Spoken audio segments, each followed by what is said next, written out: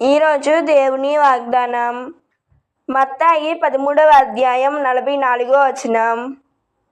పరలోక రాజ్యము పొలములో దాచబడిన ధనము వలె ఉన్నది. ఒకడు దానిని కనుగొని అచటనే దాచి ఉంచి సంతోషముతో వెళ్ళి తనకు ఉన్నదంతా అమ్మి ఆ పొలమును కొనెను.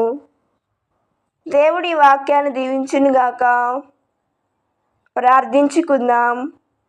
ప్రభు, పరలోక రాజ్యము ఎంతో విలువైన ధనంలా ఉందని నీ వాక్యము ద్వారా నేర్చుకున్నాము.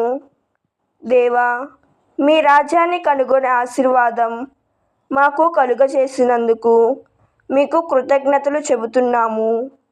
ఈ లోకంలో ఏది నీ రాజ్యంతో పోల్చలేనిదని నేను అర్థం చేసుకునేందుకు మాకు జ్ఞానాన్ని దయచేయము. యేసయ్యా, నేను నా హృదయం అంతను నీకే అంకితము చేసి మీ రాజ్యానికే జీవించగలిగేలా మమ్మల్ని నడిపించుము.